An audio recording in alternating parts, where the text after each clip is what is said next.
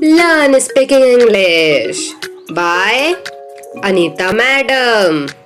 Hindi to English translation in future tense. Let us please begin with the Welcome back. My name is Anita. In this video today we are going to learn future tense. Future में क्या होगा, आने वाले कल में हम कौन सी क्रिया करेंगे, नहीं करेंगे, इस तरह की बातें हम डेली लाइफ में करते रहते हैं. There are two tense, simple present tense and simple future tense. दोनों टेंस के यूजेस, पहचान और उसके स्ट्रक्चर को आपको याद ही होगा, होना भी चाहिए. सीखी हुई बातें अगर आपको याद है तो फ़ायदा ही फ़ायदा है. अगर सीखी हुई बातें आपको याद नहीं है, भूल गए हैं, तो अलग से टाइम देकर आपको फिर से अभ्यास करने की ज़रूरत है. फिलहाल तो हम फ्यूचर टेंस के बारे में हम बात करने वाले हैं. हिंदी के स्ट्रक्चर और इंग्लिश के स्ट्रक्चर बिल्कुल अलग होते हैं. है जब हिंदी से इंग्लिश में ट्रांसलेट किया जाता है तो इंग्लिश के स्ट्रक्चर या इंग्लिश के सेंटेंस की बनावट की पहचान आपको होनी चाहिए और जानकारी भी होनी चाहिए. फ्यूचर टेंस के स्ट्रक्चर को मैं समझाती हूँ. सब्जेक्ट के बाद विल और शैल हेल्पिंग वर्ब यूज किया जाता है, प्लस वर्ब का फर्स्ट फॉर्म जिसे प्रेजेंट फॉर्म का वर्ब या बेस फॉर्म का वर्ब कहते हैं, प्लस ऑब्जेक्ट यूज किया जाता है.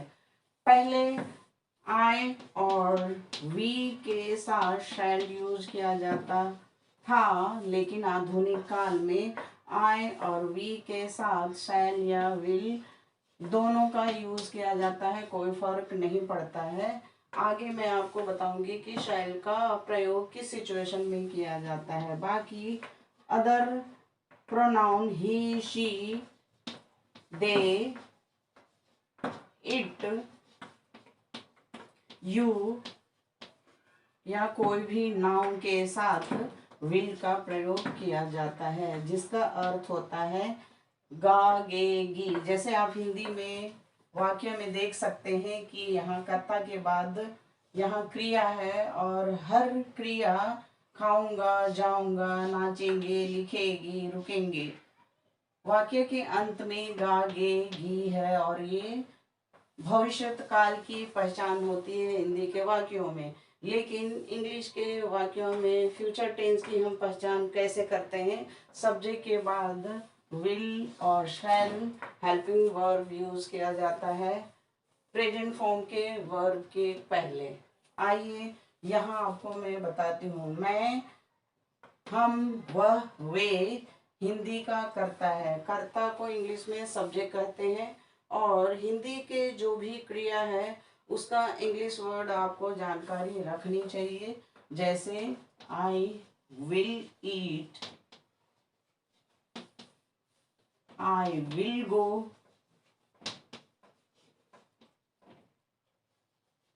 वी विल डांस, वह लिखेगी, वह के लिए शी विल राइट,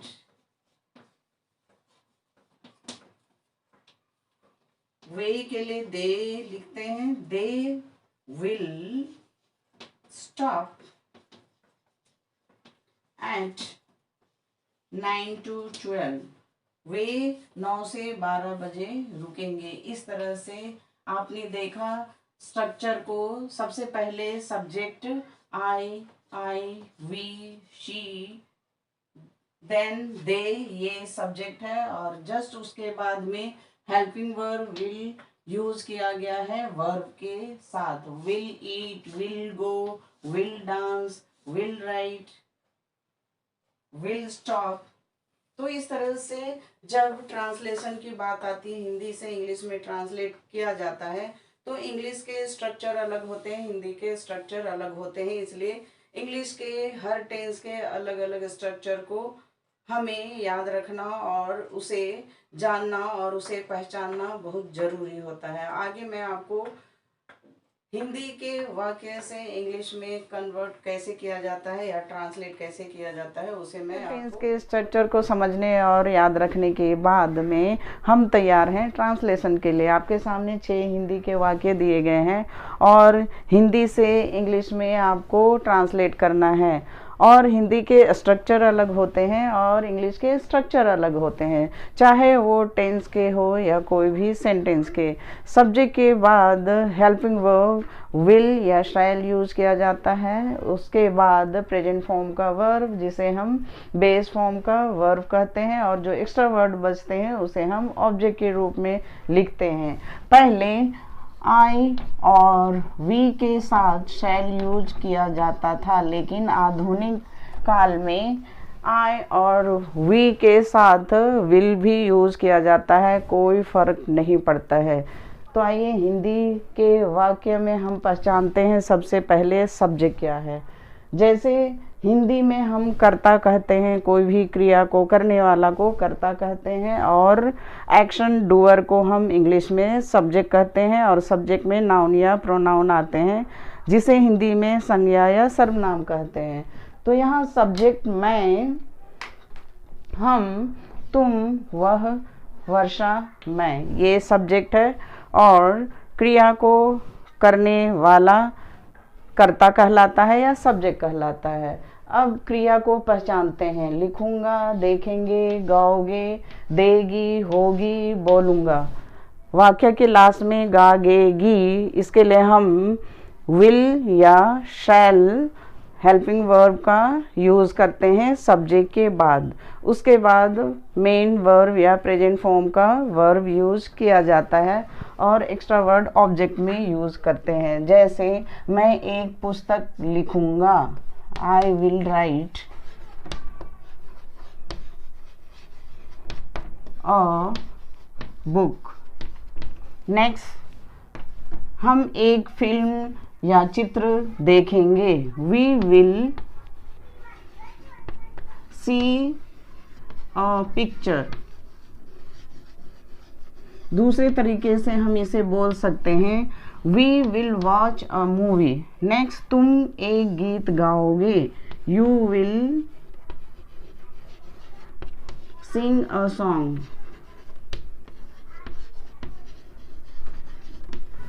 नेक्स्ट, वह पत्र का उत्तर देगी, उत्तर देगी। शी गर्ल के लिए यूज किया जाता है, शी विल उत्तर देगी के लिए will reply the letter. Next, वर्षा होगी, इट विल रेन। नेक्स्ट, मैं सत्य बोलूंगा, I will speak the truth.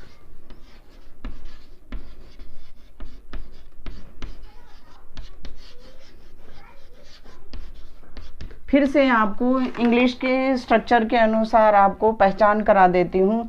जैसे I, we, you, she, it, I ये सब्जेक्ट है और हेल्पिंग वर्ब विल के साथ प्रेजेंट फॉर्म का वर्ब या बेस फॉर्म का वर्ब यूज किया जाता है।